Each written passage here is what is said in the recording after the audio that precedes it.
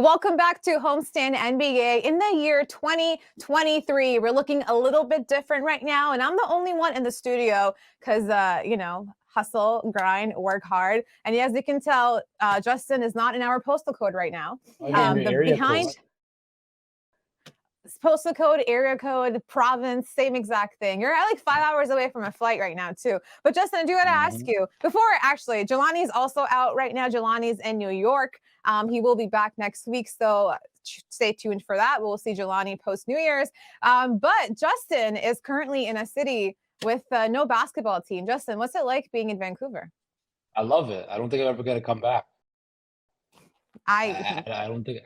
Listen, there's been flight cancellations and I've been sitting there hoping and praying, not anything specifically, but just going to throw that out there. I will say where you are, you might not have to worry about the state of the Toronto Raptors right now, right? They're not really your homer team, so I'll give you that. They are Canada's team, but I'm not sure how Vancouver feels about the Toronto Raptors. But I know how I feel, and I'm not feeling very good, Justin. They lost last night again to the Indiana Pacers, 122-114. We had four guys in double digits. Pascal Siakam being himself, Gary Trent Jr. Knowing him, being who he is, which is consistently inconsistent and just either having 30 points every single night or having 5 points every single night. And he's been on a pretty good tear so far. And that's good because we needed that in lieu of Fred VanVleet not really being the kind of Fred VanVleet we have known him to be. Over his last 5 games, he's averaging 13.6 points, 4.2 assists, like only 4 dimes per game. And he almost has as much rebounds as assists. So 3.8 rebounds, 4.2 assists. I'm sorry, but for a guy who's as tall as Fred VanVleet, I want to see more passing and less. I appreciate the rebounding, but I want to see more passing. What do you think he's dealing with? We know he has the injury factor as well, but this is almost as if maybe he should come off the bench. What are you thinking?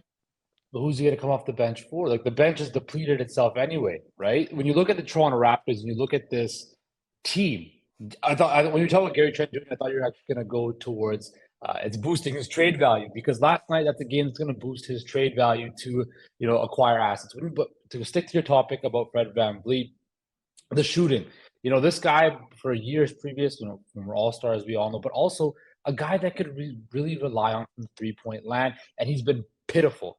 And we've been talking for weeks now about, you just got to keep on shooting, get out of it. But when I look at Fred VanVleet, I see a guy that's been pretty much driven into the ground by Nick Nurse because of that lack of depth. That's affecting his, like you said, his health, which then will affect his shooting. And then there's the whole confidence factor. A guy like Fred VanVleet, I am sure, is hearing all the noise from people like us, from fans going after him, all that stuff. And I think that's really it's building on him. And you could tell on this Toronto Raptors team, we said before, the vibe is all off. And that the vibe in the locker room is off. And it just doesn't seem right. And what we seen last night was they were up, they had a lead, and they blew it at the end of the game. And that right there is a sign of a team that's not confident, they don't trust each other, and they get tired at the end of games because of injury or lack of conditioning.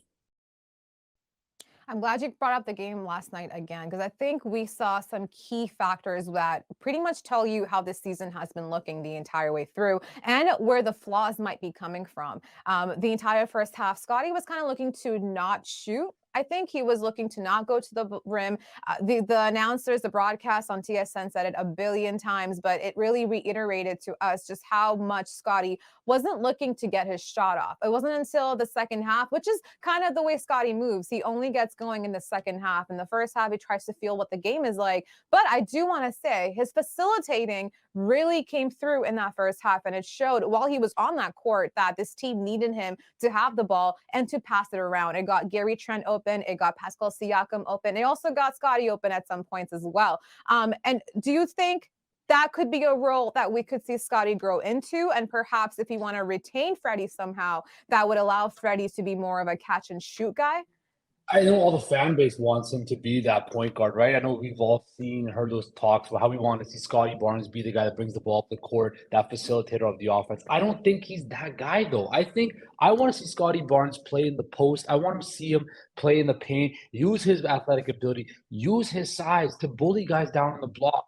I think we're trying to force Scotty Barnes to be something. Yes, he can facilitate the ball, but he's not an elite facilitator that you need to have at the point guard position. You need a guy. You look at the NBA, across the landscape of the NBA. There are guys that are point guards. As much as I hate to admit it, your boy Marcus Smart, he's an NBA level, elite level NBA point guard. Guys like Luka Thank Doncic, you. guys like James Harden, guys like that can facilitate the ball. Scotty Barnes is not on that level. And if this Raptors team wants to compete, they need a guy that can facilitate the ball and run the offense in a way that's effective, efficient, and high tempo. This team right now is last in almost every important offensive stat at the bottom of the league, excuse me. And that's not going to be a conducive to winning. So I get people want to see Scotty Barnes with the ball more, but I want to see him in the paint play more bully ball rather than being a facilitator, in my personal opinion. Definitely. And I think we have seen this team lack their offense, especially in terms of ball movement. When you have a point guard, as much as, we love Freddie when he's playing well, but when he's not playing well, it's kind of a sight for it's not, it's the sorest sight for sore eyes because you're not able to see good ball movement. And that turns into very hostile one-on-one ISO plays with the Raptors against other teams. And those shots, they go in half the time, more than half the time, probably not. And that tells you what this team really needs is a proper facilitator, a point guard that will think of passing first and that understands getting their teammates open. And I think, like you said, too, Scotty, for me, as great as he is as doing what he does when it comes to passing, his passing sometimes is like, you see it coming and you're like, how did you see that guy behind you? It's crazy. But I do agree with you where I'm like, his size, his effort, the guy that he is, he needs to be way more driving and attacking and putting his body on the line because that's who you are. Like you were made this way by God to go take the court and just plow through people, and that's what you want to see. But that also tells you that we are lacking that ball guy, that facilitator, the ball handler. And over the last, so the Raptors, since their losing streak started when they lost 7 games in a row, they have played 12 games in those until last night. In those 12 games that they have lost, they've only won 3 games. So they have lost every other one, but they've only won 3 games against the Knicks, against the Cavaliers, and then against I believe it was the Suns, sorry. But then factor could be played in where it's like, well, the Knicks are this way. The Suns were without Cam Johnson, campaign, Devin Booker, and Cavaliers. Okay, let's give them a little fluke for a second. That's what happens. But after that, the Raptors now have 19 games until the trade deadline. Do you think that's enough time for this franchise, the front office, to look at this team and kind of decipher which direction they want to go in, whether that's to help this team out right now and get them to a playoff spot, or if that just means let's blow this up and let's bring in someone else and let's try to make our way through the lottery once again? I want to hear your response after I go Oh because I'm no. really interested to hear it. But I've been saying it for a while now. The Raptors need to blow this up. This team is not talented enough to compete in the NBA. And I see people online saying that, oh, maybe we can still sneak into a 6th seed. Maybe we can still sneak into a play. But what's the point at the end of the day? What is the point? You're gonna get bounced right away. Yeah, you might get a couple extra home playoff dates, a little bit extra money in the owner's pocket. But what at the end of the day, what is that really going to do for this team long term, right? I think people are so don't want to see the Raptors fall back into what they were before Masai Ujiri came in, a team that was a permanent losing franchise. But when you look at this, when you have the right leadership that they have in place, smart people running the organization that they are, I think they understand this team has a ceiling. They did it with DeMar DeRozan and Kyle Lowry. They realized that the team had hit a ceiling, and they made a big move. And I think the realization is coming to them once again that this whole Vision 6-9 thing, this whole plucky, spirit, like team that has all the spirit or whatever that kind of caught up people off guard last year. It's not that good, and it's time to blow it up and rebuild and build around a young core that has a higher ceiling. And that in a couple of years, you can probably attract some more free agents or people through trade, and then be a contending team once again. But I really want to hear your opinion, though, Noor, on this. My opinion on this. Okay, well, for me, it's a matter of I think you said it perfectly. It's about being logical about how this team is built and about how far they can really go. Even if, let's say, you go and you get yourself a bench, right? Depth is important in the NBA, very important, but it's important in the regular season. Those core guys that you have right now are going to be your core guys in the playoffs. Do you trust these core guys in the playoffs to be who they have to be to go and contend or to win? Like, I'm sorry, but I'm not in the business of cheering for a team and just to be like, well, remember that year we had our core lead the league in minutes. Remember that year Fred VanVleet won All Star. Remember that year Scotty Barnes got Rookie of the Year. Those are great accolades for sure, but that isn't conducive to a winning team. And if you're not, catering towards winning a championship, your very next option should be at least making a contending team. Because if you're not in the NBA to win games, what are you here for? If you're not here to win championships, what are Exactly. you here for? And this tells It's all you about the now, ring. absolutely. And this tells you now that this team, as much as great as these guys are, as great individual talents as they are, even if they get the depth to figure out their injury problems, do they really have the talent to go up against the Giannis in the league, the Embiid in the Jokic in the league, the Steph Currys in the league? Even Evan The Mobley, Jason Tatum Donovan in Mitchell. this Let's look league. at Donovan Mitchell last night, 71 points. Do you have the guys to replicate that? And I think this is a time to look at this really long and hard. Look at Vision 6-9. And I think the only conclusion you can look at from Vision 6-9 is this is not working. You did, like I said, you had 1 year, you caught everybody surprised. You had your Vision 6-9 was also contributing because the whole point of Vision 6-9 is so that you're tall enough to defend anybody out there, but you're also tall enough to go get any bucket that you want to. This team can't do either. They're not defending Nope. properly and they're not getting buckets either. Now, well, that's an effort thing. Probably. I think this team is lacking effort, lacking the juices. They don't trust each other. The motivation factor isn't there. There might be something happening in the locker room. They might need a proper leader as well. I think, as much as I love Fred VanVleet, I think he's a great quote and he knows how to speak to the media. I'm just not sure if we have a guy like Kyle Lowry who was able to get the guys going, put them into gear, and drive their ambition. I just don't know if we have that. And I think if you've hit the ceiling now, we're not in the business of finding a team that can make the play in. You're in the business of getting a team that can make it far and at least the Eastern Conference Finals. And this is not that team right now. So whatever it takes to make that team. But then again, I'm also of the belief that it's hard to get players to play in Toronto, right? So Yeah, how do but you make that happen? Do you you trade. You obviously trade. you can trade, but look at how it happened when we did with the Kawhi. He came here, won a championship, and wanted to dip the year after again anyway.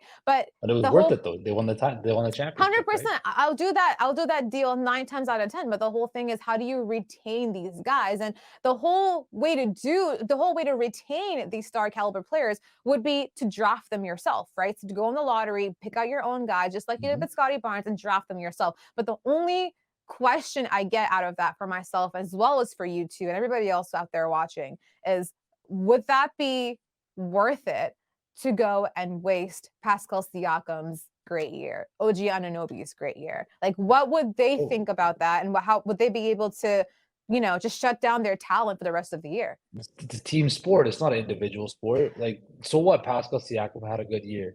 Congratulations. People eviscerated Russell Westbrook MVP year, and he dragged that team to the playoffs. Pascal Siakam didn't drag is not dragging his team to the playoffs. So I think the Toronto Raptors got to do what's best for the Toronto Raptors. Don't worry about OG Anunoby having a really good year defensively or Pascal Siakam having a good year. That doesn't matter at the end of the day. Yeah, it's good, right? But this team's about winning championships. It's not about good stories or feel good stories. It's about winning games and winning rings. That's what Masai Ujiri's always said. He said, "We're going to win in Toronto, and I want to win again in Toronto." That's all that matters. I think. I don't understand this notion of people. Oh, you're wasting a good year by Pascal Siakam. Like, the team's not good. That's more important to me than wasting a good year by Pascal Siakam. Unless you play fantasy basketball and you have Pascal Siakam, you're happy. But if you're a true Raptors fan, you're more concerned about the team than wasting a good year from Pascal Siakam, in my personal opinion. I think it goes back to the point, right? Like, we're not in the business of saying, well, remember that year Pascal Siakam almost became MVP. Remember that year Pascal Siakam put up numbers like this? Like, this is not, I mean, it's great for his individual performances, for him to be able to demand more money, everything like that. It's great for him personally, but on a team level, we got to get serious. We have to get logical. Last time you and I and Jelani called the team out, we got told that we don't know what we're talking about, and now Who we have cares what only people won. online? They don't know what And they're I'm just talking saying, about. like, now we've lost 3 of our last 12 games, and you are now 19 games away from the trade deadline. So things have to be either changes have to be made or people have to sit and that's time for a trade. Sorry, it's time for a tank. It's time for just giving it all up. Because, like we said, even if you go out and you get yourself a center, you go out and you get yourself a point guard, you might put yourself in a position to go beyond the play-in. But are you a contender? You might still be a No, first you're round gonna get exit. bounced in the first round. You're gonna get bounced. Exactly. So what's the point? I'm saying that's what we're saying. There's a very good center, number one available right now. You know, generational prospect. Saying you could tank the season, get Victor Wembanyama. He's an international player. Hard chance Well, he's if gonna there's want to play in anyone we Toronto. trust how to tank Mm. properly, it is Masai Ujiri. Thank you for Scotty Barnes. We thought we were going to get Jalen Suggs, but we got the rookie of the year. And it's just, yeah, I mean, no matter what happens, I think I do trust this front office. They know what they're doing. The main part about this, too, though, is we don't know what they've tried. Right? Like this team doesn't open their mouth for anything, let alone what they're cooking right now. And we don't know how many guys they've tried to acquire, how many guys they've tried to get, who they've tried to reach out to, things like that. But I think it just tells you that at this point, you either are going to have to trust Masai Ujiri and Bobby Webster's vision or, pick up golf or something. Check out a different sport. It doesn't have to be It's kind of NBA this cold for year. golf still. Kind of It's cold for fine. You golf can, still. take a trip out to the West. Mhm. It gives more reason to escape the cold, Yeah. right, Justin? That's why you went to Vancouver too, right? But Justin Pooni will be back in the studio with me tomorrow. We will look at the Raptors' remaining schedule for the month of January. They play the Bucks tomorrow evening, so that's going to be a big one, and they're going to need to get that win to feel good about themselves in this new year. Thank you so much for joining us, and we will see you next time on Homestand NBA.